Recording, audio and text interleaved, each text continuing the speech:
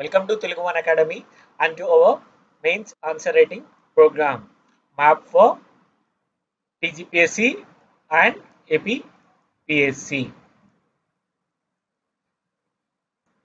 See, so far we have covered chapter 1 and chapter 2 of Polity Syllabus Constitution of India. We had seen the first two chapters. Please do go through the earlier videos for the same.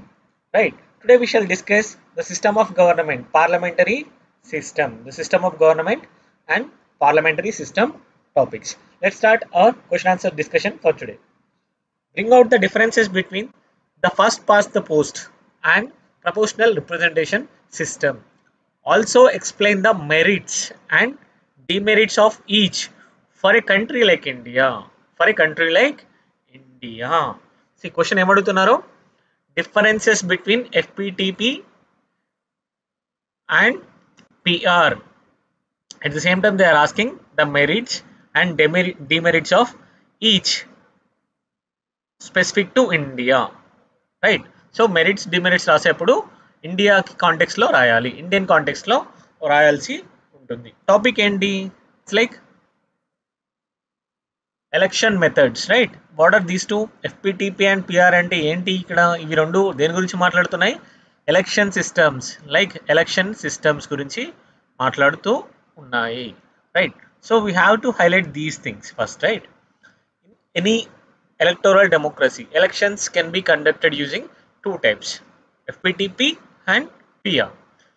First past post the system, at the same time proportional representation, right?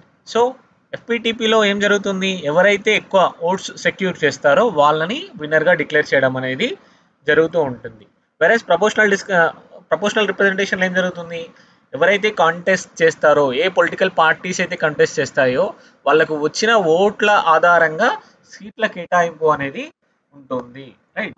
So it is based on the proportionality. Seats will be allocated according to the proportionality of the votes secured by the concerned political parties. Whereas in FPTP, the person whoever secures the maximum number of votes polled among the candidates will be declared as the winner, right? Whereas PR system allocates the seats proportionally based on the votes received by the each political party in the election system, in the election process. There are minute differences as well between FPTP and PR system. Let us go through them. See, FPTP లో entire country అనేది చిన్న చిన్న geographical units గా divide చేయబడుతూ ఉంటుంది, right? So entire country is divided into smaller geographical units. These units are called constituencies, right? These units are called as constituencies, right? Each constituency represents a specific area within the entire country. ప్రతి ఒక్క constituency అనేది ఒక specific ఏరియాని represent చేస్తూ ఉంటుంది country మొత్తంలో, right? Like Secunderabad, Hyderabad constituencies, Malkajgiri constituencies, right? ఇది country అనేది స్మాలర్ జియోగ్రఫికల్ యూనిట్స్గా డివైడ్ చేయబడుతుంది. ఈ వీటిని మనం నియోజకవర్గాలు అని పిలవడం జరుగుతుంది. Whereas in PR system, the entire country may be a single constituency, right? Entire country అనేది సింగిల్ కాన్స్టిట్యుయెన్సీ లాగా ట్రీట్ చేయబడుతూ ఉంటుంది. The entire country may be treated as a single constituency, right? So there can be a larger multiple constituencies as well. This is another case. What is the example for PR system? We do know that FPTP system ki best example India itself. PR system ki example Netherlands as well as Israel కూడా proportional representative system ని use చేస్తారు, right? Another thing is each constituency elects one representative.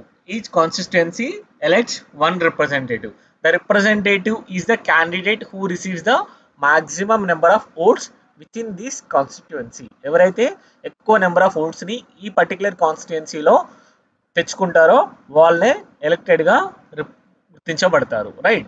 So the person will be the representative of this particular constituency, right. పిఆర్లో ఏం జరుగుతుంది, there is a possibility that more than one representative may be elected from the each constituency, right. So ఒక constituency నుంచి వెళ్ళి ఒకరే కాకుండా ఎక్కువ మంది ఎన్నుకోబడే అవకాశం అనేది ఉంటుంది. The number of representatives is determined based on the proportion of votes received by each party. In this case, another one, voting method. The voters cast their votes for individual candidates along with the political party.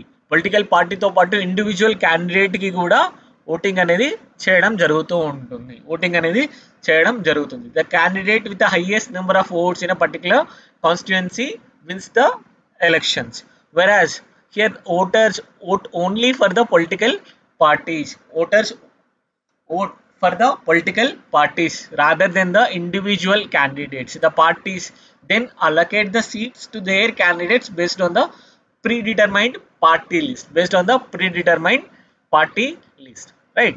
So ఇది ఎక్కడ జరుగుతుంది, ఇండియాలో మనం చూస్తూ ఉన్నాం. This system we can see it in South Africa, Netherlands, right. So ఇక్కడ example ఏం చెప్పొచ్చు, ఒకవేళ నెదర్లాండ్స్లో 150 సీట్స్ ఉంటాయి అప్రాక్సిమేట్లీ. ఎవరైతే పార్టీ ఏబిసిడి పార్టీ కంటెస్ట్ చేస్తూ ఉన్నాయనుకోండి, ఒక పార్టీ వచ్చేసి 20%, another party 20%, another party 20%, and another party if it secures 90% of the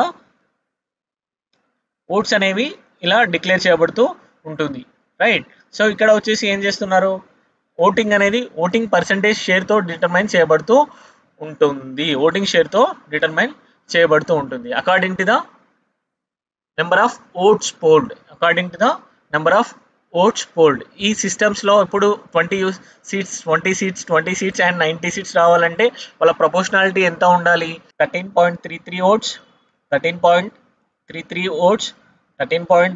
oats, another one is 60% of votes, right. So ఈ విధంగా ఓటింగ్ అనేది, నెంబర్ ఆఫ్ సీట్స్ అనేవి అలొకేట్ చేయబడుతూ ఉంటాయి. At the same time the seat allocations ఏవైతే చెప్పామో, seat allocations అనేవి, a party get more number of seats than the votes that it secured in the election process, right. A party may get more seats in the legislature than the proportion of votes it receives in the election. This is because the candidate with the most votes in each constituency wins the election regardless of the overall percentage of the votes received by their own political party, right. So a party gets more number of seats in the legislature than the proportion of votes it receives. Best example is like, see, in UK elections in 2015, the Conservative Party won the election and it had secured only 37% of the vote, but it secured the more than 51% of the seats in the parliament. Right. It had got only 37% of the votes, but ultimately it went up to gaining 51% of the seats in the parliament. See, here there is a disproportion, right? The number of votes that were polled to a particular party and to the number of seats that the particular party secures in the election process. But whereas in proportional representative system, each party receives seats in the legislature in proportion to the votes it receives. This means if a party gets 25% of the votes, it will secure approximately 25% of the seats in the parliament or legislature, right. So these are the differences between these two systems, right. Question is also asking for the examples of merits and demerits of the system, FPTP system, right. The question is also asking for the merits and demerits of the FPTP system and PR system with specific context to the Indian context. In the Indian context, what are the merits? First thing is simplicity. See, the FPTP system is straightforward to understand and implement, right. It's very easy to understand and to implement. It is very straightforward. Each voter selects each voter votes for one candidate. The candidate with the most number of votes wins the election, right? Wins the election. This simplicity is particularly advantageous in a country like India with large population, high levels of poverty, social inequality and low literacy rates, right? Where complex voting system could lead to a confusion. It could lead to confusion in the voters. Else otherwise, if it is not done a simple manner, it could lead to the confusion. At the same time, the proportions, like other systems, may include the cost also, administrative cost also, right? Administrative cost also, complex voting systems. Otherwise, if it is not simple, a complex voting system could lead to confusion. At the same time, administrative costs as well. That's the reason it is very simple. Another thing is choice choice and competition. FPTP provides voters with a clear choice among the individual candidates and political parties, thus promoting the competition among the candidates. Right? It is offering a choice to the voters and competition among the candidates. Choice to the voters, thus promoting a competition among the voters. The competition can encourage the candidates to be more responsive to the needs, preferences of the voters, of the people. Right? So the competition is always required. Else, people or the candidates may develop disregard to the needs of the people. Needs of the people. They may lack empathy. Right? They may not serve in the true spirit of democracy if there is no competition. Right. ఒకవేళ తప్పకుండా ఎలక్షన్లో వాళ్ళే గెలుస్తారనుకోండి, developmental activities చేస్తారా, ప్రజలకి జవాబుదారీగా ఉంటారా? ఉండరు. So competition అనేది ఖచ్చితంగా అవసరం. పీపుల్కి చాయిస్ ఉంటుంది. At the same time it promotes competition among the candidates. Right. ఇండియాలో ఇది చాలా చాలా ఇంపార్టెంట్. ఎందుకు? ఇండియన్ ఓటర్స్ అనే వాళ్ళకి చాయిస్ అనేది ఉండాలి. People haves to have the choice among the candidates, right? Among the candidates. Multiple candidates from different political party ఉన్నప్పుడు ఏం జరుగుతుంది? వాళ్ళ మేనిఫెస్టోలో డిఫరెంట్ స్కీమ్స్ ఉంటాయి. వాళ్ళకి కావాల్సిన ఆబ్జెక్టివ్స్ అనేది డిఫరెంట్గా ప్రజెంట్ చేస్తారు. అప్పుడు people have the choice to pick the candidate with the manifesto and with their needs. ఎవరైతే వాళ్ళ యొక్క నీడ్స్కి, యాస్పిరేషన్స్కి అనుగుణంగా పనిచేద్దామని, ప్రమోట్ చేద్దామని అనుకుంటున్నారో వాళ్ళకి తగ్గినట్టుగా క్యాండిడేట్స్ అనేవి చూస్ చేసుకోబడతారు. సో స్పెసిఫికల్లీ ఇండియన్ కాంటెక్స్లో చాలా చాలా అవసరం. At the same time competition is very very important because India has a long history of feudalism in the society, right? Feudals అనే వాళ్ళు కొంతమంది రూల్ చేస్తూ ఉండేవారు. వారు కంప్లీట్గా పీపుల్స్ యొక్క నీడ్కి డిస్రిగార్డ్ని ఎగ్జిబిట్ చేశారు. They use to be complete disregard for the needs of the people, for the aspirations of the people. They used to promote only the self-interest of the aristocracy. So hence the competition is very very important in the Indian context. At the same time, electoral participation.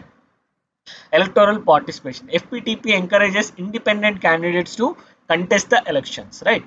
FPTP encourages independent candidates to contest the election because they only need to secure the highest number of votes in the constituency which they are contesting, right? So they have to secure the highest number of votes in their constituency to win the election, right? This can lead to greater participation in the political process from broader range of individuals, especially in Indian case. It's very very important. Independent candidates often stands for election along with the party affiliated candidates, providing more choices for the voter. At the same time, it offers stable government. The FPTP system tends to favor larger parties, which can lead to formation of majority government. The majority governments are generally stable, right? So the majority governments are generally stable and can pass the legislature more easily compared to the coalition governments. Right? It favors the larger parties, leading to the formation of majority based governments than the coalition governments. Example, in Indian case itself, we had seen stable government in the past 2 decades, right? In the past 2 decades compared to the earlier decades, where the stable governments have established through majority political party system rather than the coalition governments. Coalition governments ఉన్నప్పుడు ఏం జరిగింది? There used to be troubles in the passage of legislatures. At the same time government యొక్క stability అనేది చాలా fragile గా ఉండేది. ఇప్పుడు చాలా సెక్యూర్ గా ఉంటుంది ఎప్పుడైతే మెజారిటీ గవర్నమెంట్స్ అనేవి ఉన్నప్పుడు. FPTP system offers these kind of methods as well. Another thing is accountability అంటే జవాబుదారీతనం. ఎవరైతే పవర్ లో ఉన్నారో they have to answer to the people for their action and inactions, commissions and omissions. Whatever the decision that they are taking, they have to explain it to the people, right? So this process is called as accountability. Accountability is answerability plus course correction. Plus course correction means the people, if there is any wrong thing has taken place, there is anything wrong thing has taken place in this decision process or in these actions, there will be a punishment. Or people have to address the situation as well. That is the simplest example of accountability. See, in this one FPTP, voters can easily track the performance of their representative, right? So ఎందుకంటే candidates ఎవరికి ఓటేసామో మనకి ఈజీగా తెలుస్తుంది, వాళ్ళ యొక్క పర్ఫార్మెన్స్ని ఈజీగా track చేయగలుగుతాము. If a representative does not perform well, voters can hold them accountable in the next election by voting them against, right? Voting them out of office. వాళ్ళకి ఓటింగ్ అనేది నెగిటివ్గా వేయడం ద్వారా వాళ్ళని హోల్డ్ చేస్తారు. అకౌంటబిలిటీ అనేది ఇన్షూర్ చేయడం అనేది జరుగుతూ ఉంటుంది. ఇండియన్ కాంటెక్స్లో ఇది చాలా ఇంపార్టెంట్, రైట్? FPTP సిస్టంలో each constituency has a single representative, right? So making it clear who is responsible for addressing the concerns of the voters in that particular area. That ensures the accountability of the candidates. But there are certain demerits as well. First thing is disproportionate representation. The FPTP system can result in a significant discrepancy between the percentage of votes a party receives and the number of seats it wins in the elections, right? చాలా ఎక్కువ discrepancy అనేది ఉండే chances అనేవి ఉంటుంది. ఇందాకే చూసాం కదా UK కేసులో ఏం జరిగిందో. 2015 ఎలక్షన్స్లో the party has secured only 37% of votes but ended up winning 51% of the seats in the parliament. Similarly Indian కాంటెక్స్లో కూడా రీసెంట్గా ఇలానే జరిగింది, right? So disproportionate representation in the assemblies or in the parliaments. Another thing is exclusion of smaller parties. Smaller parties often struggle to win the elections, win the seats with the FPTP system because they may not have the concentrated support in specific constituencies, right? So smaller parties అనేవి ఖచ్చితంగా గెలవాలంటే full majority అనేది వాళ్ళకు ఆ particular ప్లేస్లో ఉండకపోవచ్చు, right? This can lead to under representation of smaller parties in the legislature.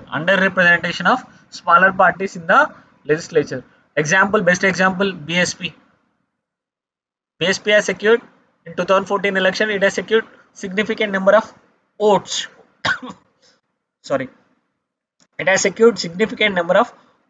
Percentage of votes, but it failed to gain even a single number in the parliamentary election, 2014 parliamentary election. Another thing is there is a concept of wasted votes. Votes for losing candidates do not contribute to the overall result, right? So vote for losing candidates do not contribute to the overall result. This meaning a large number of votes can effectively be wasted. This can lead to voter apathy, right? People may not come to voting because they think their vote doesn't matter, right? It leads to the reduced number of voter turnout. It may promote the voter apathy. అంటే voter అనేది ఎప్పుడైనా election పార్టిసిపేషన్లు చేయడానికి interest చూపించారు. At the same time it may reduce the turnout as well. Reduce turnout of the voters, right? So tactical voting. there is another concept like tactical voting. Voters may engage in tactical voting, choosing a candidate they believe has a better chance of winning their preferred candidate rather than their preferred candidate. This can distort the true preference of the electorate.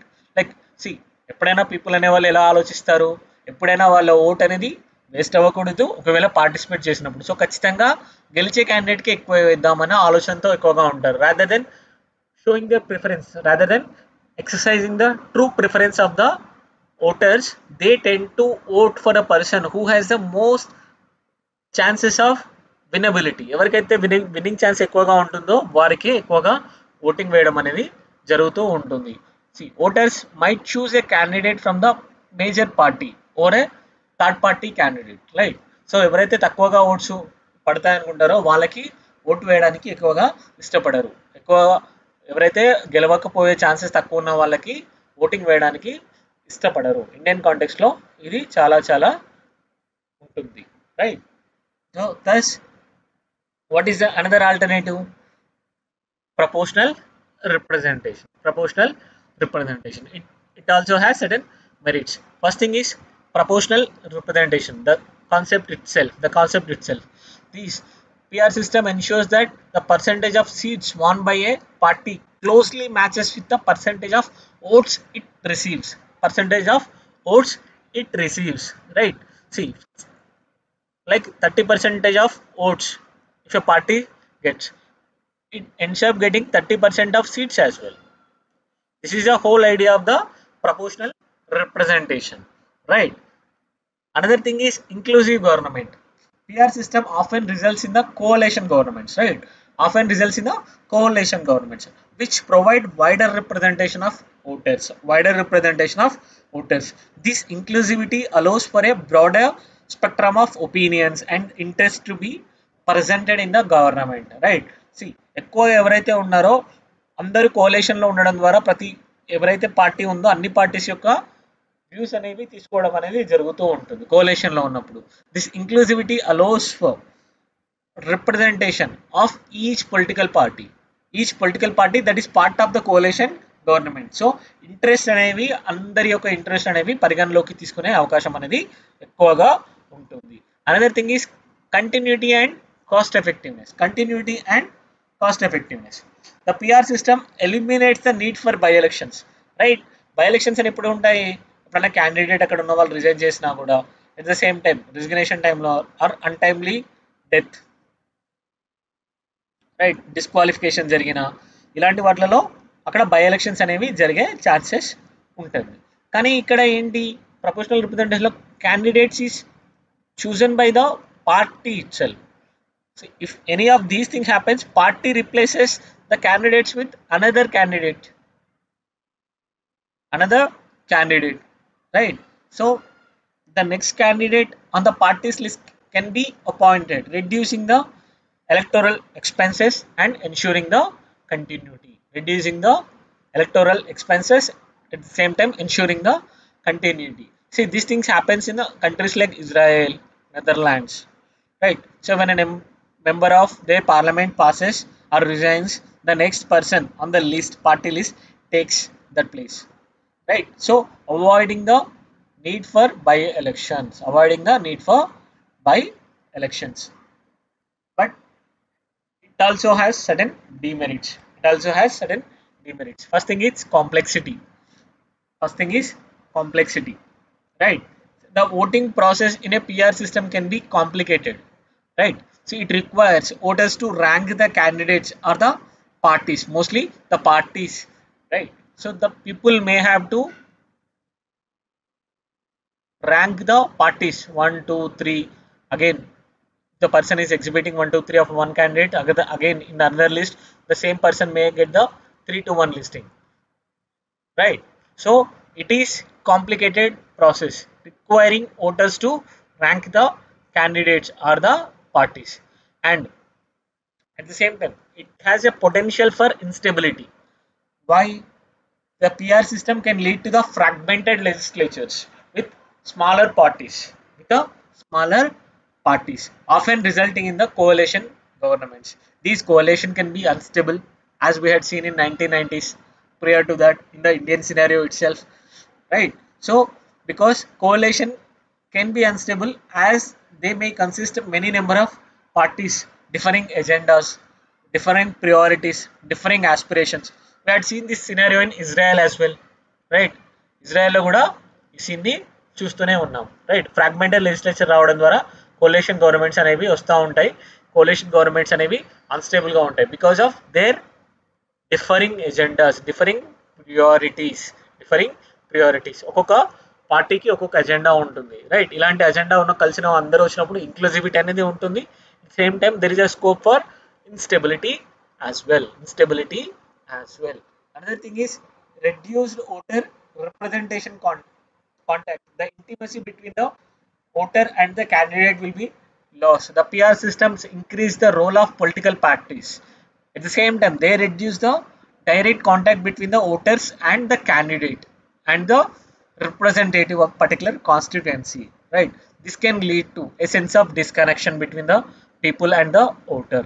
Right? There is a sense of disconnection. At the same time, accountability అనేది కూడా miss అవుతూ ఉంటుంది. It also leads to the reduced accountability of the candidates. At the same time, promotion of minority interest. PR systems can lead to minority groups and interests having disproportionate interest, potentially overshadowing the broader national interest, right? Minority thinking అనేది promote చేస్తూ ఉంటుంది. Like ఎవరైతే political party ఒక divorce country like ఇండియాలో ఉన్నారో, ఒక particular caste group ఉంది. ఆ క్యాస్ట్ గ్రూప్ అనేది మళ్ళీ ఒక అసోసియేషన్ లాగా ఒక పార్టీ సిస్టమ్ని పెట్టుకుంటుంది. ఆ పర్టికులర్ క్యాస్ట్ పీపుల్ అందరూ ఒకరికే ఓటేశారు అనుకోండి, it's like every caste virtually becomes a political party. Every caste or every region, every interest group becomes a political party and it may promote only their interest. That is called as minority thinking. Minority thinking అనేది ఉంటుంది. Group interest అనేది dominate చేస్తూ ఉంటుంది. Overall national issue ఏదైతే ఉందో కంప్లీట్గా subside అయిపోతూ ఉంటుంది. ఓన్లీ గ్రూప్ ఇంట్రెస్ట్, వాళ్ళ యొక్క పర్టికులర్ కమ్యూనిటీ ఇంట్రెస్ట్ ఏదైతే ఉందో, రీజనల్ ఇంట్రెస్ట్ ఏదైతే ఉందో అవే ప్రమోట్ చేయబడుతూ ఉంటాయి. ఓవరాల్ నేషనల్ ఇంట్రెస్ట్ అనేది కంప్లీట్గా సబ్సైడ్ చేయబడుతూ ఉంటాయి. ఓన్లీ గ్రూప్ ఇంట్రెస్ట్ అనేది ప్రమోట్ చేయబడుతూ ఉంటుంది. This is the biggest drawback in the case of India where the diversity is huge. There is a huge diversity. If we give this proportional representative system, if we give a scope for proportional representative system, each community or each group with specific identity will come up with its own political party and they vote for their own political party, right? So it may lead to the fragmented nature. It may lead to the fragmented political system. ఇండియాలో తక్కువ చూస్తున్నాం. Best thing is example again ఇజ్రాయెల్లో అదే చూస్తాం. అక్కడ different parties ఉన్నాయి on the religion lines. ఒక religion people అనేవాళ్ళు ఖచ్చితంగా వాళ్ళకే ఓటేస్తారు. సో అక్కడ గ్రూప్ థింకింగ్ అనేది ఉంటుంది, మైనారిటీ థింకింగ్ అనేది ప్రమోట్ చేయబడుతూ ఉంటుంది. సో నేషనల్ ఇంట్రెస్ట్ అనేవి చాలా వరకు ఒక్కోసారి సబ్సైడ్ అవుతూ ఉంటాయి, right? So these are the demerits of the proportional systems as well. So in the context of India, stability for India, ఇండియాలో ఏదైతే ఉంటుందో సూటబిలిటీ ఫర్ ఇండియాలో ఏది సిస్టమ్ అనేది బాగా సూట్ అవుతుందో చెప్పాలి. India's parliamentary democracy currently employees FPTP system, right, which aligns well with its unique social and political context. First thing is large population and diversity. ఇలా ఉన్నప్పుడు ఏం కావాల్సి ఉంటుంది? సింప్లిసిటీ అనేది చాలా important. Simplicity and directness is very important. FPTP system is very straightforward, where each voter selects one candidate. The candidate with the most number of votes in their constituency wins the election. This simplicity is crucial in a country like India with a vast diverse population. At the same time vast diversity ఉంది, population అనేది చాలా ఎక్కువగా ఉంటూ ఉంటుంది. At the same time there is a diversity in another aspect as well, cultural diversity and geographical diversity. India is a home to multiple languages, cultures, religion and ethnicities, right? The FPTP system ensures that Each constituency has a representative who understands the needs of local people, who has a good overview of the local issues, thereby respecting and acknowledging the country's diversity and with a specific knowledge of the local needs. The specific knowledge of the local needs. Right. So this is very, very important. Large population and the diversity. Large population and the diversity. Another thing is administrative practicality. Another thing is administrative practicality. Ease of administration is very, very important. Ease of administration of election is very, very important. The FPTP system is easier to administer, especially in a country like India. So where there is a high levels of poverty and illiteracy. As we had seen, the simplicity of the voting process makes accessible to the larger segments of people, irrespective, despite of these shortfalls, despite of these drawbacks, poverty and illiteracy, because it is easy to comprehend, easy to understand, right? The low literacy rates, ఎందుకు literacy rate impact అవుతుంది? See ఎక్కడైతే low literacy rate ఉందో అక్కడ మనం complex voting సిస్టమ్ని introduce చేసామనంటే it may lead to the confusion, it may lead to the ఎక్కడైతే low literacy rate ఉంటుందో అక్కడ మనం ఎక్కడైతే లో లిటరసీ ఉంటుందో ఎక్కడైతే లో లిటరసీ రేట్ ఉంటుందో అక్కడ మనం కాంప్లెక్స్ సిస్టమ్ని ఇంట్రడ్యూస్ చేసామనుకోండి, it may lead to confusion, it may lead to the confusion and errors, may lead to the confusion and errors. The straightforward nature of the FPTP is very, very useful. Right? This ensures voters can easily understand and participate in the electoral process, despite of the poverty and the illiteracy. Despite the poverty and illiteracy. This is another thing. Administrative practicality. Another thing is stable governance. Another thing is stable governance. See, majority party or majority governments is very, very important. Majority governments are very, very important to ensure the stability. To ensure the stability, the FPTP system tends to produce the majority governments, which are generally more stable and can effectively implement the policies and to govern with the constant policies, with continuity in the policy system, at the same time without the constant threat of coalition collapses. Coalitions lo government parties ఎప్పుడైనా form చేసినప్పుడు there is a constant threat for collapse of the government, constant threat for the collapse of government, right? This is very, very important for the development. For a developing country like India, stable governance is crucial to ensure the consistency in the economic policies and the development programs, overall growth as well, for overall growth as well, right? So for a developing country, stable governance is very, very important. The FPTC system provides these aspects, so what's the conclusion? Conclusion is like, while the PR system offers more proportional representation, and inclusivity, its complexity and potential for leading to fragmented and unstable governments makes it less suitable for a country like India.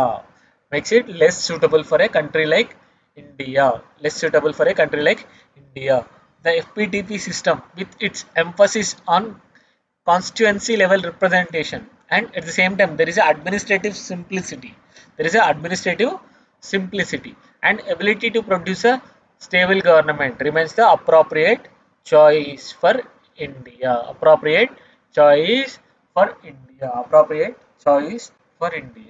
Can also mention that India's socio-political diversity, right? India's socio-political diversity, along with the practical challenges of administrating elections across a vast and varied landscapes, necessitates the electoral systems that is easy at the same time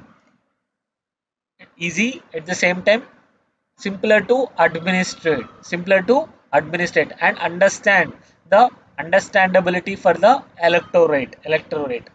The FPTC system meets all these criteria effectively, making it as a preferred system for India's parliamentary democracy for now. At this stage, it makes FPTP system more suitable for Indian Democratic Society. Let us look into another question. Comment on whether there is a need to have a relook at the first past the post system and replace it with the proportional representation or hybrid system hybrid system. This question is similar to the earlier one. ఏమడుగుతున్నారు ఇక్కడ? FPTP సిస్టమ్ని relook చేయాలని అడుగుతున్నారు. Is there a time for relooking at this system? At the same time, do we need to replace it with the PR system?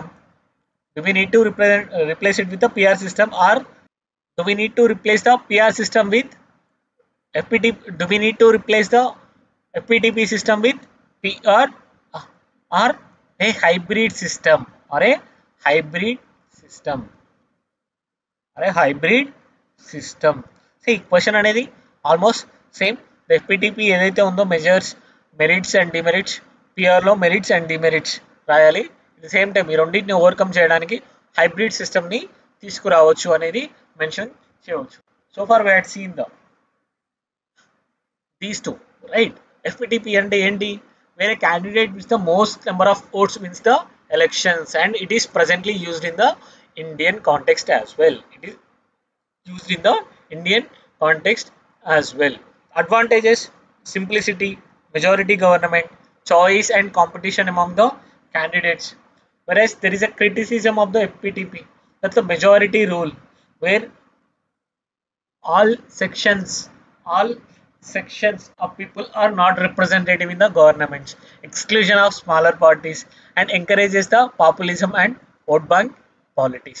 See, I am rushing through these things because we have already discussed these things in the earlier questions. But ఎందుకు తీసుకున్నాను ఈ క్వశ్చన్ని? Hybrid system గురించి question వచ్చే chances అనేది ఉంది. It's very very important topic, ఎందుకంటే current ట్రెండ్లో ఉంది, యూపీఎస్సీలో కూడా అడిగే అవకాశం అనేది ఉంది, right?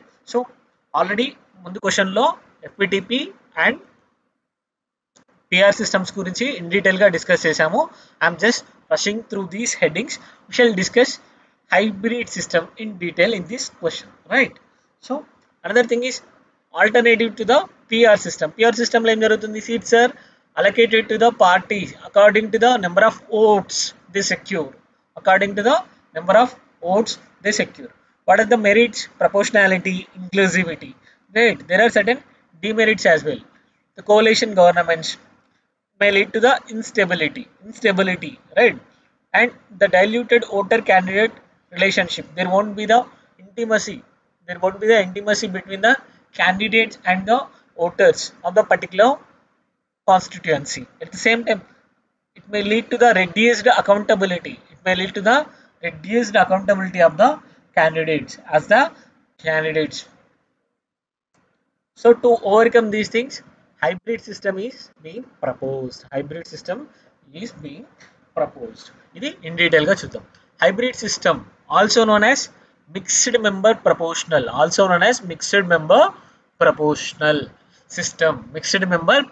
systems combines the elements of both FPTP and PR system.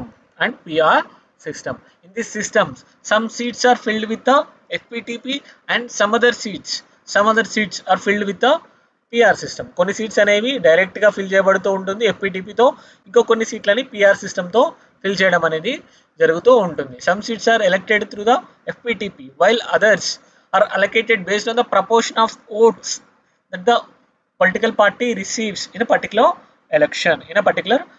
కొన్ని సీట్స్ని డైరెక్ట్గా ఫిల్ చేస్తారు, ఇంకొన్ని సీట్స్ని ఏవైతే ఓట్స్ సెక్యూర్ అనేది, ఎంత పర్సెంటేజ్ ఆఫ్ ఓట్స్ అనేది సెక్యూర్ అయ్యాయో దాంతో ఫిల్ చేయడం అనేది జరుగుతూ ఉంటుంది. There are certain merits of these hybrid systems. What are the merits? First thing, it's a balanced one. It strikes the balance between the government stability. At the same time, it ensures the fair representation that is offered by PR system. Proportional representation system. The hybrid system strikes a balance between the stability, that is offered by FPTP. At the same time, fair representation of social groups, which is offered by proportional representation.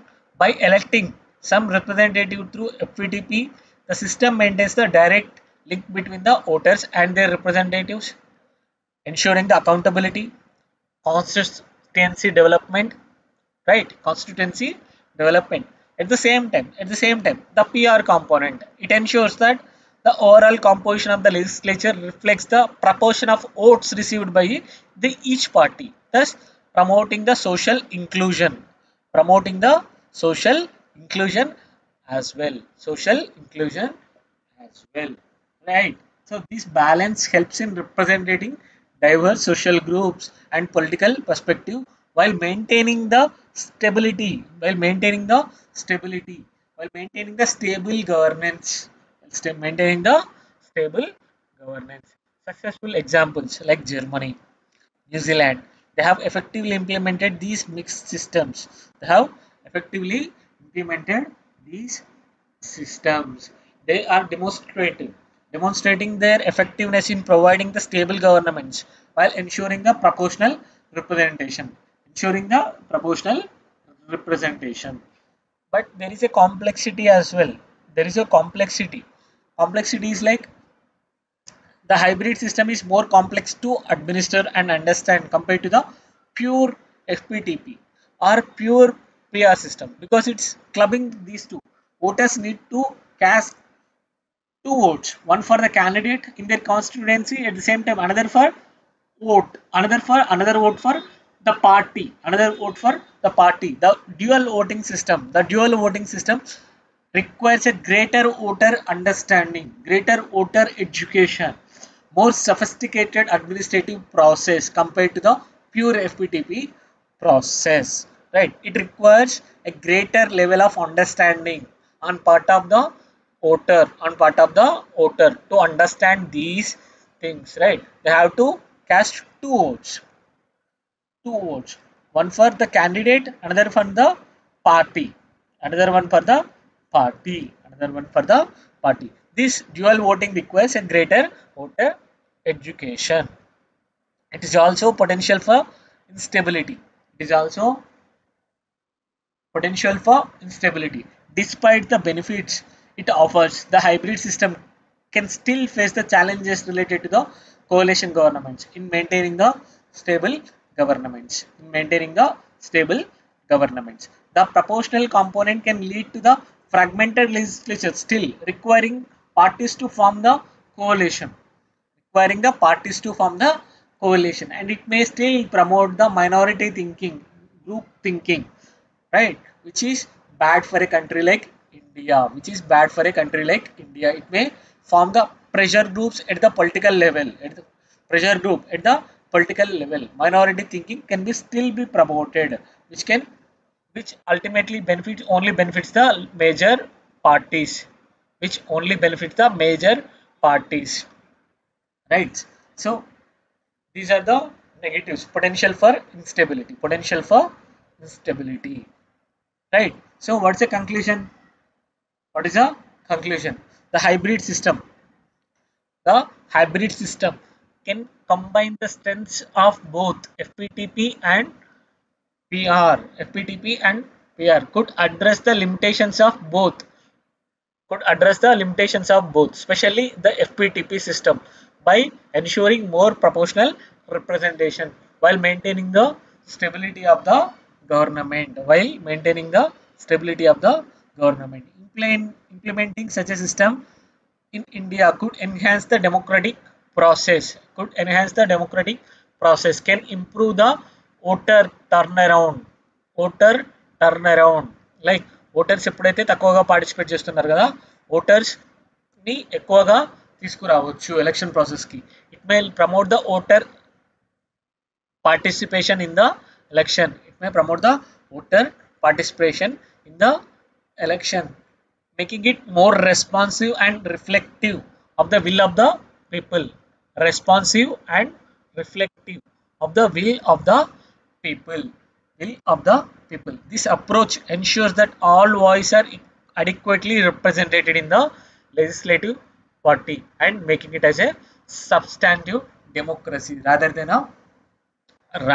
a normal democratic process, right? The successful example is like Germany, New Zealand could provide valuable lessons and on how a hybrid system can be effectively implemented and managed, right? This could be our conclusion. You may skip this one, but you have to definitely mention this part. Implementing such a system could make India's democratic process more responsive and reflective of the will of the people, will of the people, thus ensuring the inclusivity,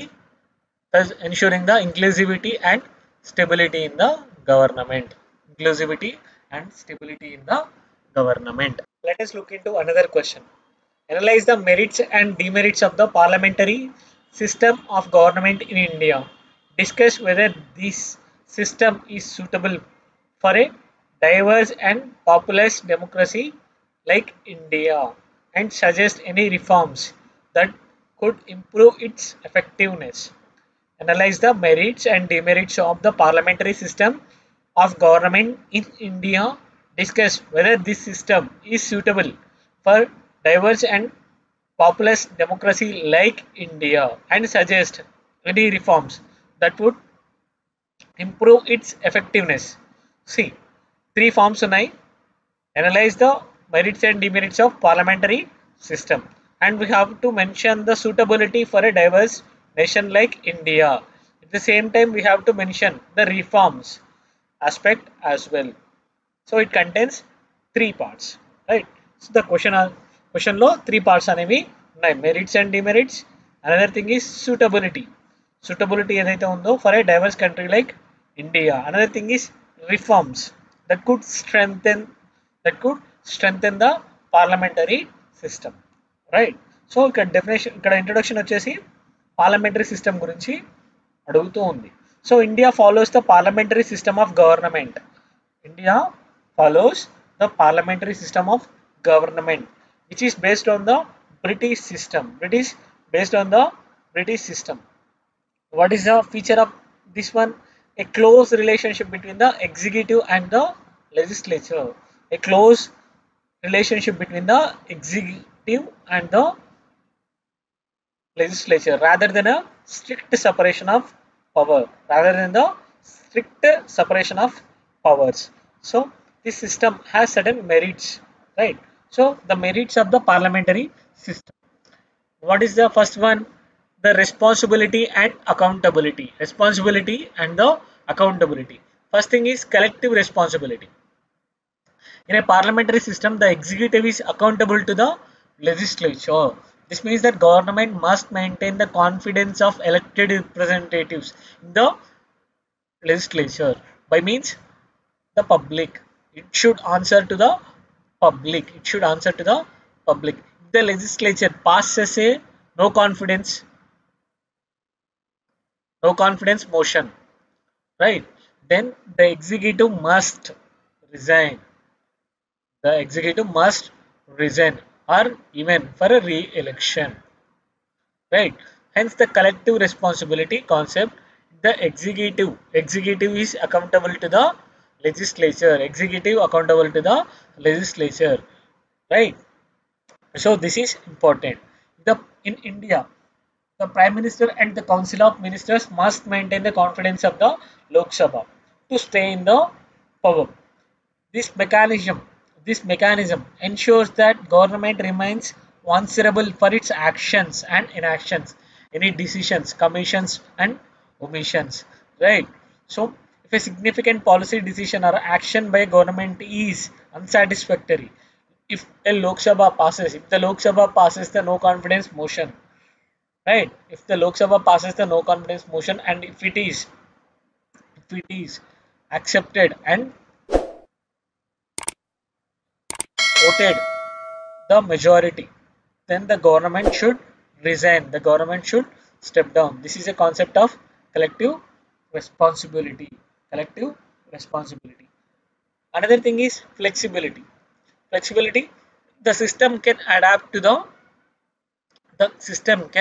the changing political situation without the necessity for a general election. Without the necessity for general elections. See, in the parliamentary system, there is a flexibility in the leadership. There is a flexibility. It allows for a flexibility in the leadership without necessitating the general elections. This adaptability ensures that the leadership or the internal conflicts, whenever there is a changes in the leadership or the internal party conflicts, do not disrupt the entire government. Do not disturb the entire government. Right. ఒకవేళ party leader మారినా, political party leader మారినా కూడా entire government అనేది ఇన్స్టేబుల్గా ఉండకుండా ఉంటుంది. Example వచ్చేసి రీసెంట్గా యూకేలో చూసాం. UK is serves as a best example. The Conservative party replace the మెరిసా తే with Boris Johnson. Later Boris Johnson with the person Rishi Sunak, right? So as a prime minister, without calling for a general elections, without calling for a general elections, even in India also, when Indira Gandhi was assassinated in 1984, Rajiv Gandhi took over as a prime minister without dissolving the government, ensuring the continuity and the stability. Ensuring the continuity and the stability. Thus, it offers the flexibility. For changing leaderships or the political party dynamics, the internal party dynamics of a party. The internal dynamics of a party. Another thing is representation of diverse interests. Representation of diverse interests. The parliamentary system often results in a coalition governments. The parliamentary system often results in a coalition governments which include multiple parties.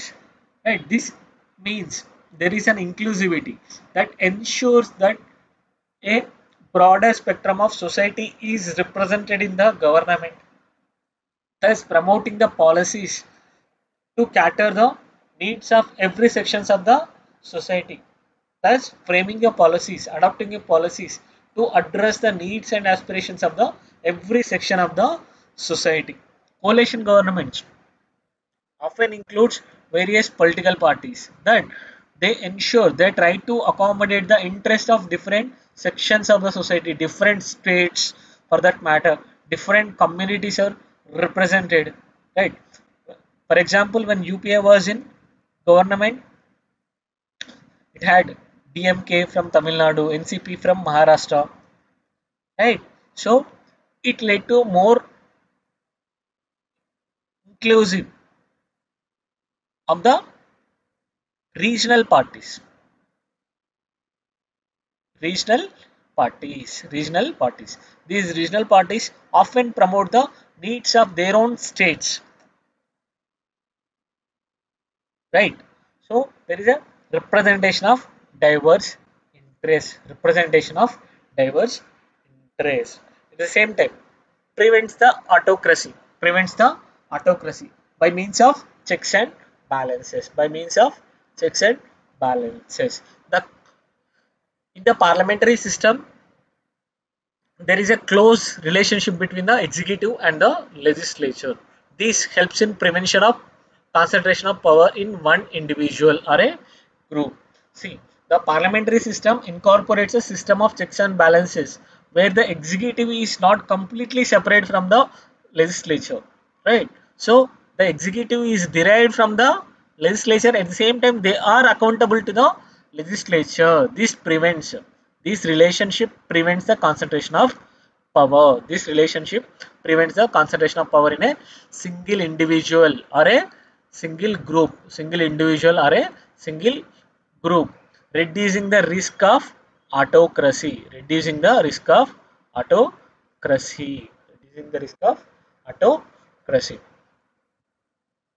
See, the Prime Minister of India is often considered as the first among the equals. Right? So, in Council of Ministers, first among the equals in Council of Ministers, that preventing the autocratic rule or autocratic decision making system, ensuring that the decisions are made collectively rather unilaterally. Right? The collective decision making process is evident in the cabinet meetings as well, where major policies are discussed and approved by the entire cabinet, entire council of ministers before taking it up in the legislature or implementing any executive actions, any major executive actions like appointments, right? So there are various committees as well, appointments committee, right? Committees on defense. See, there is a close relationship between the executive and the legislature in parliamentary system. This helps in prevention of autocracy. At the same time, there is a political continuity. There is a political continuity through stable governance. Political continuity that helps in providing the stable governance. The parliamentary systems allows for a continuity in the policy and governance, right? Even when there is a change in the leadership within the ruling party or the coalition, this stability is crucial for implementation of long term policies. It's like policies are likely to continue despite the changes in the leadership within the ruling party or coalition, within the coalition, right? See, example could be economic policies despite the prime minister, changes in the prime ministers from past 2 to 3 decades. The economic reforms that were started in the 1990s have continued across successive governments, irrespective who was in the power. They have implemented these reforms, economic reforms, including those led by different parties. This continuity has contributed to the sustained economic growth and stability. Right. See, for example, the GST reform, which was brought by NDA government, which was first conceptualized in the UPA time, even before to that, right? So this ensures the continuity of the policies, continuity, policy continuity, right? But there are certain demerits as well. There are certain demerits as well in the parliamentary system. First thing first, instability, which leads to frequent elections. Instability. The coalition governments, which are common in parliamentary systems, can be unstable most of the time. The coalition governments, which are common in the parliamentary systems, could be unstable in most of the times. Differences among the coalition partners can lead to frequent elections and changes in the governments as well. Changes in the government as well. The best example is India has experienced several coalition governments collapsing before completing their terms. Before completing their term. Example is the Janata Party government 1997. Right, it fell before the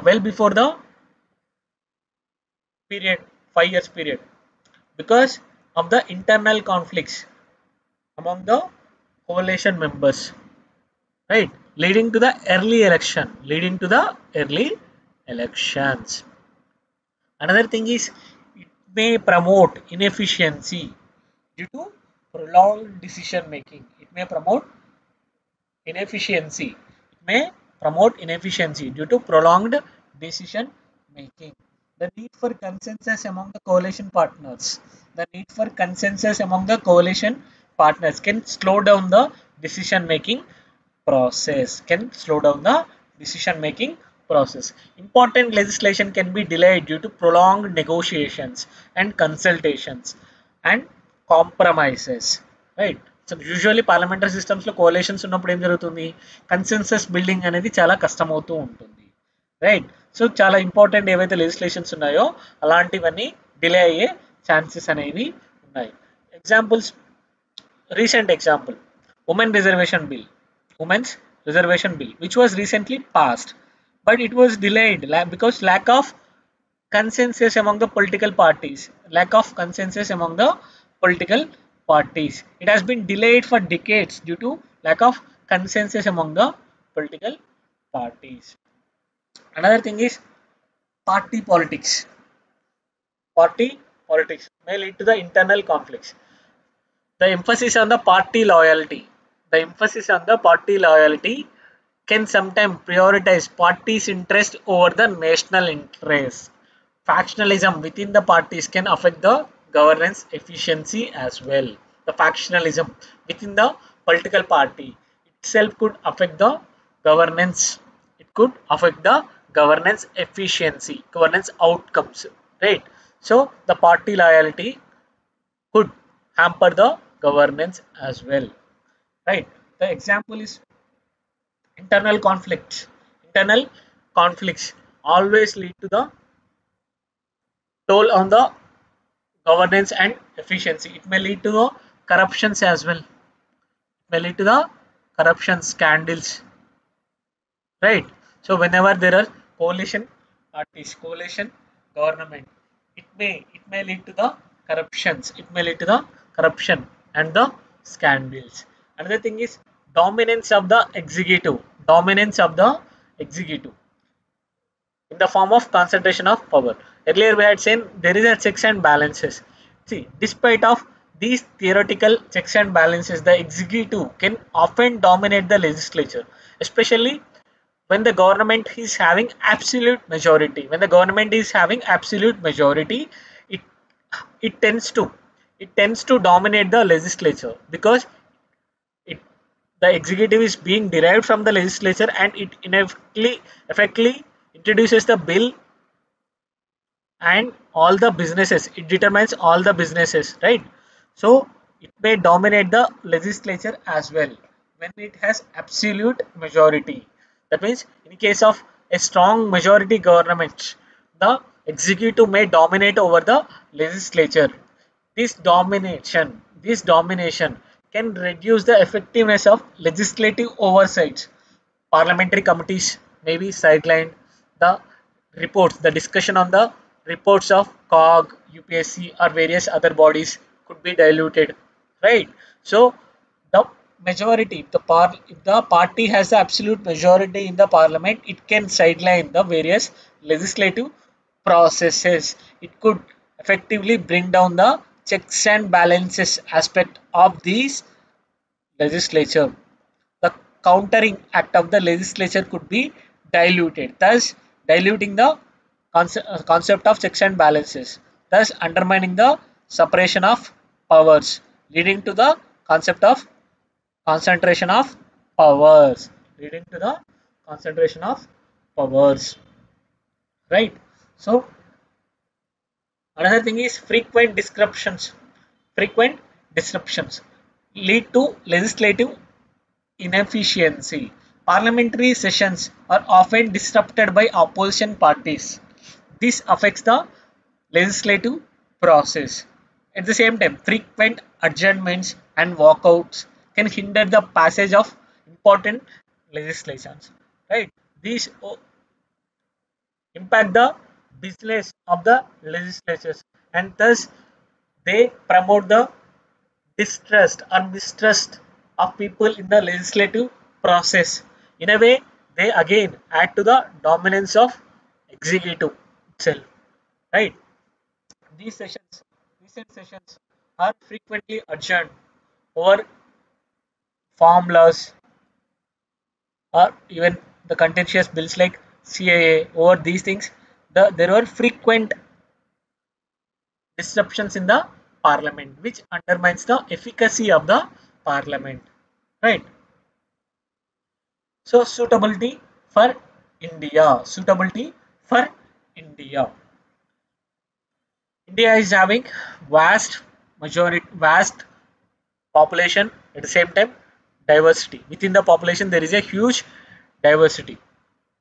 Right. So given India's diversity and the huge population, the parliamentary systems offers inclusivity. The parliamentary systems that offer inclusivity and accountability makes it more suitable for India. Makes it more suitable for India. Indian కాంటెక్స్లో ఏమని చెప్తున్నాం, Indian కాంటెక్స్లో population అనేది చాలా ఎక్కువగా ఉంది, geographical diversity అనేది చాలా ఎక్కువగా ఉంది, not only geographical, cultural and historical, right? So diversities అనేవి చాలా ఎక్కువగా ఉన్నాయి. At same time poverty levels, literacy, so ఇవన్నీ చాలా ఎక్కువగా ఉండడం వల్ల మనకు కావాల్సింది ఏంటి, ఓటర్ ఎడ్యుకేషన్ కూడా చాలా తక్కువగా ఉంటుంది. ఏవైతే అకౌంటబిలిటీని ప్రమోట్ చేస్తాయో వాటిని చూస్ చేసుకోవడం అనేది చాలా చాలా important. Parliamentary systems promotes these accountability. At the same time there are huge diversity ఉంది కాబట్టి ఇంక్లూజివిటీ అనేది ఉండాలి. ఏ సిస్టమ్ అయితే ఇంక్లూజివిటీని ప్రమోట్ చేస్తుందో దాన్ని చూస్ చేసుకోవడం అనేది important. Parliamentary system promotes these inclusivity, hence this makes it as a best option for India. Best option for India. However, there are certain things to be improved. To enhance the effectiveness of the system. First thing first, the anti-defection. Strengthening of the anti-defection laws. What is the issue here? Frequent party switching by the elected representative leads to the mockery of democracy. Leading to the mockery of democracy. Right? Candidates అనేవారు ఒక party మీద elect అయిన వాళ్ళు ఇంకొక పార్టీలోకి jump అవుతున్నారు. Ideological base మీద గెలిచిన వాళ్ళు కూడా వేరే ఐడియాలజీ ఉన్న దానిలోకి జంప్ అవుతూ ఉన్నారు. Right? So this is not only promoting the mockery of democracy, it is also leading to the political instability as well. Right? Effectively, it is undermining the mandate of the electorate. So what needs to be done? Implement stricter anti-defection laws with a time-bound decision on the disqualification. Speaker should not prolong the decisions for forever, because speaker is the ultimate decision-making authority in this case. So he or she should not prolong the decision forever. At the same time, this party switching should be stopped through enhancing the anti-defection laws, through corrections in the anti-defection laws. This would ensure the elected representatives remain loyal to the party and platform on which they are elected. If they have to oppose the ideology, or if they want to turn disloyal to the party, they have to resign and seek the mandate again. Right? This enhances the trust of the people in the democracy, enhancing the government stability as well. The 10th schedule of the Indian Constitution, which is known as anti-defection law, should be amended to include stricter penalties for these defection and ensure quicker resolution on these disqualification cases. Another thing is enhanced legislative procedure. What is the issue presently? Frequent disruptions in the legislative proceedings are hindering the effectiveness of the lawmaking process, and at the same time it is leading to the frequent legalities. Right? So, and even the policies are not effectively implemented. They are facing the issues while the implementation is in the process. Right? So what should be done? Develop mechanism to reduce this disruption, improve the quality of the discussion, and refer these bills to the parliamentary committees and make it as a mandatory process. There has to be a better time management and disciplinary action who are causing the disruptions. Right? So that causing of disruption should not be the norm in the parliament. Parliament should not be used for promoting the dissent. In terms of disruptions. It should be used for constructive debates, and holding the executive accountable rather than causing disruptions in the parliament. Right? So we have to enhance the legislative process as well. Another thing is political neutrality for the speaker. See, speaker is a presiding authority in the parliamentary system, and he holds immense power. He or she holds immense power in the legislative body. Right? There is a perceived partiality of the speaker towards the ruling party. Right? So speaker అనే వాళ్ళు చాలా వరకు ruling పార్టీకి favour గా ఉంటున్నారు అనేది ఒక ఏమంటాము, there is a perceived notion, అంటే ఒక అపోహ అనేది ఉంటుంది, కొంతవరకు నిజం కూడా. Right?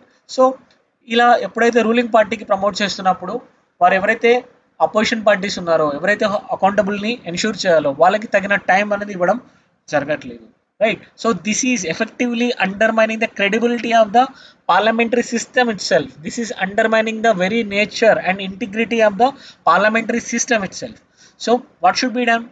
Ensure that speaker political neutrality, ensure the speaker's political neutrality by adapting system where speaker resigns from the political party upon their election to the position. Whenever the person is elected to the speaker position, the person should resign from the political party.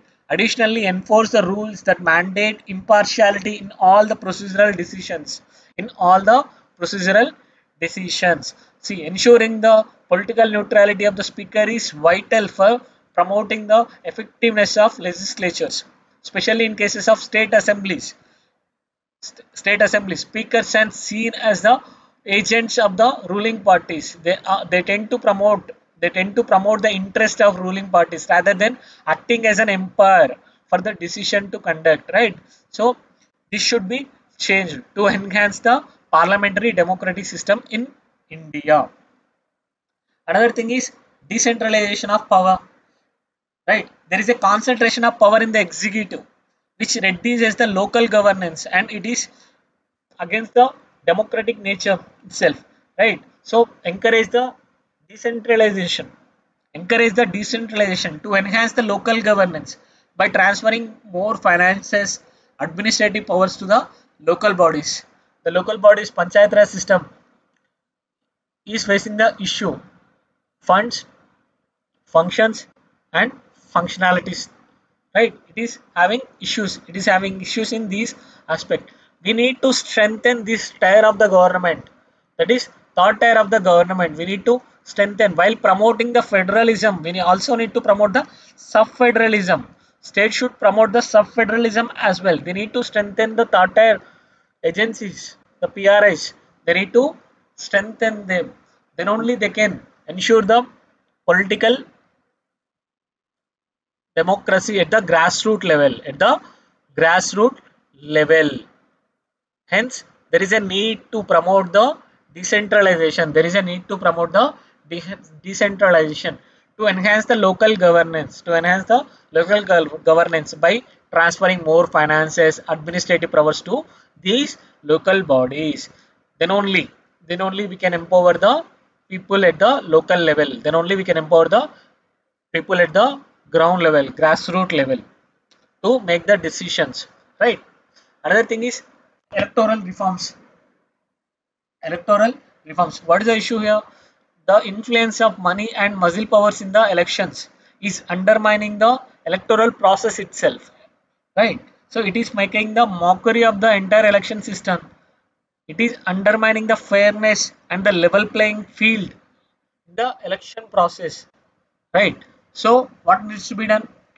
Implement electoral reforms to reduce the influence of money and muscle powers in the election. This includes measures such as state funding of elections, strict enforcement of the expenditure limits and stringent actions against the electoral malpractices. ఎవరైతే electoral corruptions చేస్తున్నారో, electoral mall practices చేస్తున్నారో వారి పట్ల strict actions అనేవి తీసుకోవాల్సి ఉంటుంది. Like so direct state funding అనేది political parties ఇవ్వడం ద్వారా there will be a reduced corruption. Like at the same time we need to empower the election commission as well. Election commission to disqualify these political parties as well. Disqualify, unrecognize these political parties, right? We also need to empower the election commission with more powers. So what is the conclusion that we can draw? The parliamentary system has its own strengths such as accountability, representation and the policy continuity. These things makes it well suited for a country like India, which is having diversity and most populous country of the world, which is diverse and the most populous country of the world. However, there are certain challenges. Like challenges like electoral executive dominance. These things have to be addressed. These challenges have to be addressed to the suggested reforms to suggested reforms to strengthen the functionality and effectiveness of the system, to strengthen the functionality and the effective system. These reforms will help to ensure a robust and responsive democratic system that truly represents and serves the interest of the people, that truly represents and serves the interest of the people. Right. Conclusion ఏం రాస్తున్నాము? కంక్లూషన్లో parliamentary system అనేది strengths ఉన్నాయి, ఏవైతే strengths mention చేసి వాటి యొక్క loop హోల్స్ని address చేయాల్సిన అవసరం ఉంది. ఎందుకోసం? To promote A robust and responsive democratic system and to serve the interest of the people in an effective manner. Right? Let us look into another question. Analyze the merits and demerits of the presidential system for a country like India. Analyze the merits and demerits of the presidential system for a country like India. So, India లాంటి కంట్రీకి presidential system యొక్క merits డిమెరిట్స్ని discuss చేయమని అడుగుతున్నారు. Right. So presidential system గురించి mention చేస్తూనే ఏవైతే merits ఇండియాకి తీసుకురాగలుగుతుంది, at the same time what are the demerits that it can bring to a country like India. So we have to mention these things. See, currently India follows the parliamentary form of government, which is model after the British system. What is the main feature of this system? It's a collective responsibility. We had seen in the previous question as well. So, which emphasizes on the collective responsibility at the same time. The closer relationship between the executive and the legislature. So, we are mentioning the same thing in the introduction. India currently follows the parliamentary form of government, which is model after the British government, British system. This system emphasizes on the collective responsibility and a strong link between the executive and legislature. You can mention either as it is characterized by a strong relationship between the executive and the legislature rather than a strict separation of power. However, the complexity and diversity of the Indian politics have led to proposal of the adaptation of the presidential system as well. Right? So చాలామంది ఎవరైతే ఉన్నారో political scholars ఉన్నారో వాళ్ళు presidential సిస్టమ్ని కూడా ఇండియాకి suggest చేయడం జరిగింది. And there was a debate when still some people suggest, right, presidential సిస్టమ్కి వెళ్ళాల్సిన టైం వచ్చింది అని చాలామంది చెప్తూ ఉంటారు. Right. We have to discuss the merits and demerits of such a proposal. Merits of the presidential system. The complexity and the diversity of the Indian politics have led some to propose the adaptation of presidential system modeled after countries like USA. Right, modeled after countries like USA. There are some merits of this system as well. What are these things? First thing is legitimacy through direct election. In a presidential system, the president is directly elected by the people, which enhances the legitimacy and authority of the executive. Presidential system లో president డైరెక్ట్గా పీపుల్తోని elect చేయబడతారు. తద్వారా తన యొక్క legitimacy అనేది పెరుగుతుంది. At the same time executive యొక్క authority అనేది పెరుగుతూ ఉంటుంది. This direct mandate from the people provides the president with a strong political clout and the clear mandate. Right. So this enables president to take decisions in a clear manner. Best example is USA. In USA, the president is elected through a direct vote by the people, which reinforces the president's legitimacy as well as political clout. This election ensures that executive has a clear and independent mandate. This is very, very important. Clear and independent mandate, which is devoid of the legislature. That means which is separated from the legislature. So legislature మీద ఏం dependency అంటూ ఏదో ఉండదు. Parliamentary సిస్టంలో ఏముంటుంది? Only లెజిస్లేచర్లో majority ఉన్నప్పుడు మాత్రమే పవర్లోకి రాగలుగుతారు ప్రైమ్ మినిస్టర్, రైట్. అలా కాకుండా ప్రెసిడెన్షియల్ సిస్టంలో అయితే ప్రెసిడెంట్ డైరెక్ట్గా ఎలక్ట్ చేయబడతాడు and he comes to the power irrespective of the majority in the legislature, irrespective of the majority in the legislature. Another thing is stability. Another thing is stability. Stability is offered through fixed terms. ఏదైతే government ఉంటుందో government అనేది fixed term గా ఉంటుంది. ఎందుకంటే president form లో elected presidents are elected for a fixed terms, typically for 4 or 5 years. In case of USA, it is for 4 years. This system reduces the frequency of government changes due to legislative instabilities.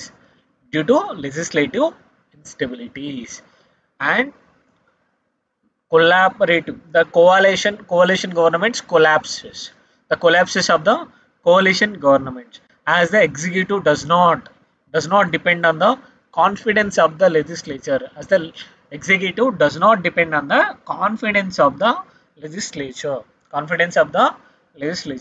So why people argue for presidential form of it? What is the argument that they bring?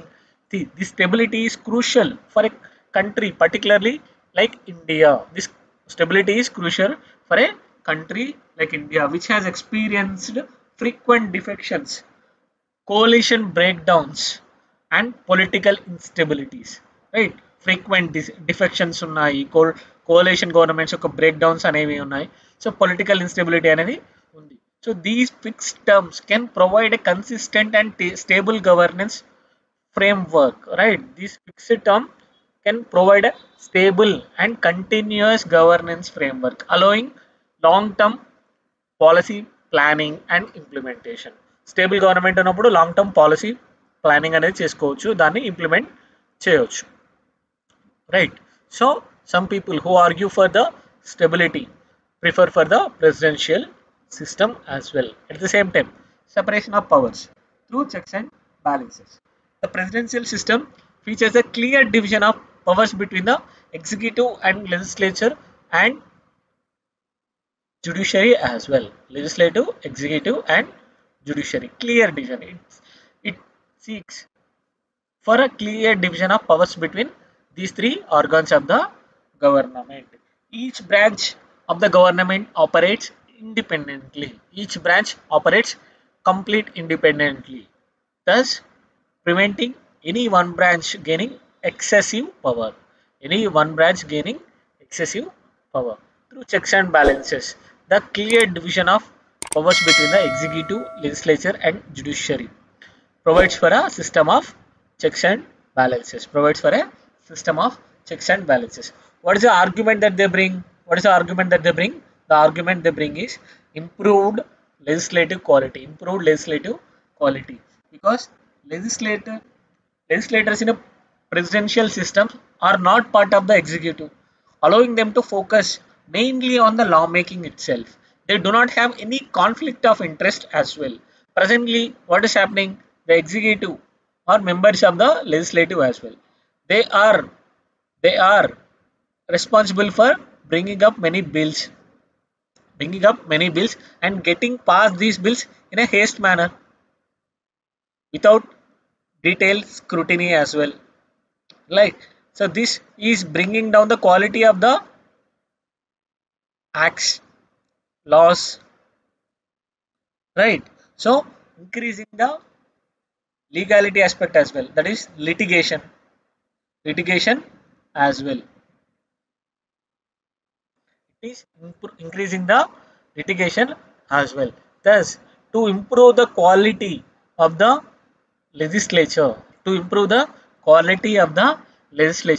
these proponents of the presidential system argue for these strict separation of powers to avoid the conflict of interest. Thus, to improve the quality of the legislature. Right? Best example is the US, the Congress, which is the legislative branch of the government that operates independently of the president, thus ensuring each branch can hold the other accountable and function without any undue influence. Another thing is speed and the decisiveness. Speed and the decisiveness through stronger executive power. Presidents in presidential systems often have more powers, more substantial powers compared to the parliamentary prime minister. This enables swift decision making, and implementation of the reforms more effectively. Implementation of reform more effectively, especially in the times of crisis period. Especially in times of crisis period. For example, US president has the authority to issue executive orders, which allows for a quick action on the pressing issues without waiting for the legislative approval. Without waiting for the legislative approval. See, this power enables the executive to address any emergencies and implement the policy changes effectively rather than waiting for the laws to be enacted. Right? So, these two are separate, executive and the legislative. Executive itself declares certain orders for the implementation of policies. Right? So there is a clear division between the executive and legislative. This empowers the president to take more swift actions, especially in terms of crisis, and to implement the reforms. To implement the reforms. Right. Another thing is it brings expertise in the administration. It brings expertise in the administration through the appointment of experts. Through the appointment of experts. In a presidential system, the president has the discretion to appoint the domain experts, the specialists to the administrative positions. So domain experts and the specialists to the administrative position. This approach ensures that the executive branch is equipped by or staffed by individuals with more expertise, with more relevant expertise, leading to more informed and effective governance. See, when people are having domain knowledge, when people are having expertise in the given field, so they can take more informed and effective decisions, thus promoting a good governance. That means effective governance. See, in India, what do they argue? In India, also appointing expert to the critical roles in a government has enhanced its performance. Has enhanced its performance. Example is Department of Science and Technology. Department of Science and Technology. Right. So similarly, appointing expert to the critical roles in the government could enhance the direction and the implementation of the policies, especially the developmental related policies. The expert driven administration can improve the quality of the governance as well. The expert driven administration can improve the quality of the governance as well. At the same time, it can bring more policy outcomes as well. It can bring more policy outcomes as well. Same thing in USA, president appoints members of the cabinet and other key officials, right? Often selecting the individual with a significant expertise and experience in the respective fields. See, this practice ensures that the executive branch benefits from the specialized knowledge and skill set of the people rather than depending upon the generalized officers who may not have the expertise. They may have the administrative acumen but may lack the specific knowledge and needs of the given department, right? So these are the argument they put forward. See, it is important to understand that presidential system offers several merits, including the enhanced legitimacy through direct elections, political stability through fixed terms, the clear separation of powers, and decision of the decisive executive actions, and even the inclusion appointment of the experts. It also has certain demerit. It also has certain demerits. What are these demerits? First thing first, the centralization of power through concentration of power in one individual. Centralization of power through concentration of power in one individual. The presidential system centralizes the executive power in one single person. That means one person who is a president. So in a single individual, right? This concentration of power can lead to the authoritarian tendencies as well, as a president wields significant control over the executive branch and has the considerable influence over country's policies and administrations. Thus, this concentration of power can bring authoritarian authoritarian tendencies, as the person can influence significant power over country's policies and administration. The argument is that this contrasts with the parliamentary system. What is the counter argument for this one? Is the proponents of parliamentary systems. This is a viewpoint of the parliamentary system. This contrasts with the parliamentary system where the prime minister is first among the equals. Prime Minister system ఎలా ఉంటుంది? He is just considered as the first among the equals, promoting more collective approach to the governance. Promoting more collective approach to the government. In the parliamentary system, power is distributed among the Prime Minister and the Council of Ministers as well. The Prime Minister and Council of Ministers as well, thus decreasing these autocratic rule. Thus decreasing its tendency for concentration of power and autocratic rule. Another thing is lack of representative nature. Lack of representative nature. See, in these systems, winner takes it all. In presidential system, the presidential system follows an all or nothing approach. All or nothing approach, where the winner of the presidential election takes full executive control. This can marginalize the minority groups and their interests, as a president may focus primarily on the majority that elected them, potentially neglecting the concerns of the people. Concerns of the people. That means who are other significant segments of the society. There could be a minority thinking, and it may promote the group interest, group politics. Like, see, what is the argument that they promote? In a diverse country like India, with its multitude of ethnicities, religious and caste groups, linguistic groups, this can even lead to the expulsion of significant portions of the population. Significant portion of the population from the political cloud, political powers accessing decision making. Right? Their voice will never be heard in the political systems. They become voiceless. Right? So it undermines the inclusivity. It undermines the inclusivity of the governance, which is not good for a country like India, which is having a diverse population. Another thing, it undermines the legislative branch as well. It undermines the legislative branch through dominance of executive.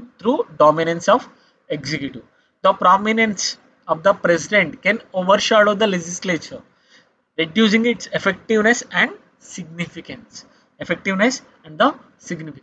president's strong mandate and the control over the executive can diminish the legislative branch. And its role in shaping the policies. And thus acting as a effective checks and balances.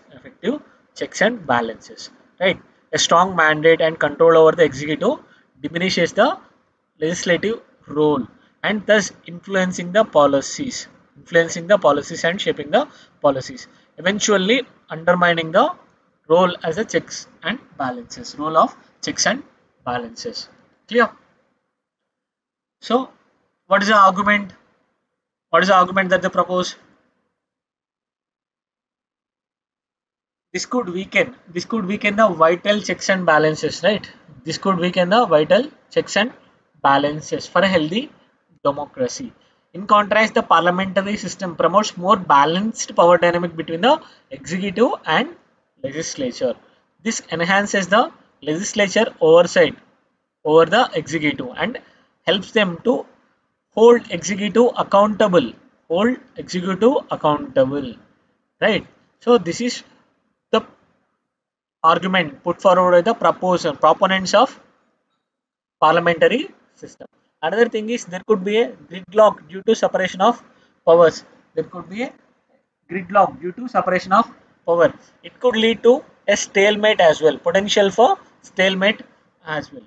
The clear separation of power in the presidential system can lead to the policy gridlocks, especially if different parties control the executive and legislature. When the president and the legislature are formed by opposition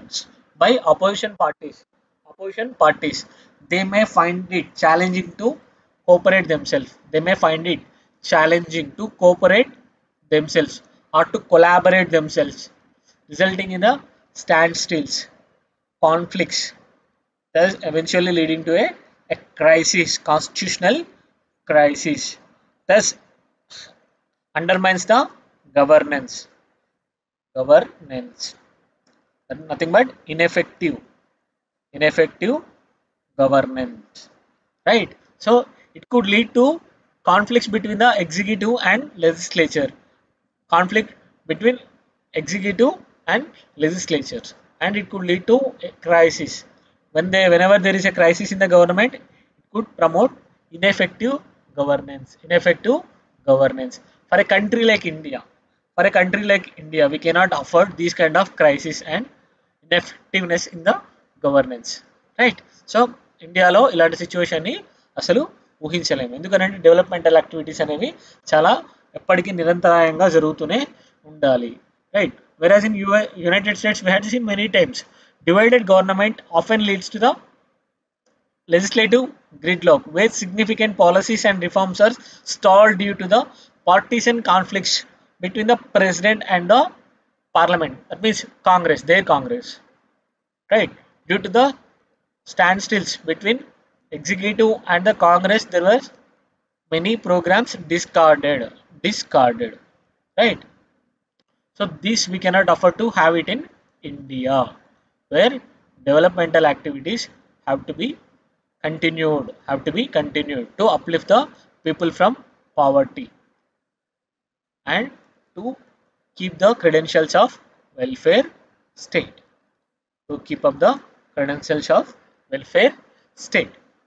Another thing is impediments to the leadership change. It is very difficulty to remove. There is a difficulty in removal of the leader, right? Removing an unsuitable president before their term ends is a challenging one. This could be destabilizing as well, right? So impeachment process, which is typically very lengthy and political in nature. The impeachment process is very lengthy and political in nature. This makes it very difficult to address the incompetent president. The president is incompetent or arrogant or the dictator. It is very difficult to address the situation. Such kind of situation, right? So in contrast, a prime minister in the parliamentary system can be replaced more easily through a vote of no confidence. Simple vote of no confidence. This mechanism allows for a quicker and less disruptive leadership changes, maintaining governmental stability and accountability, right?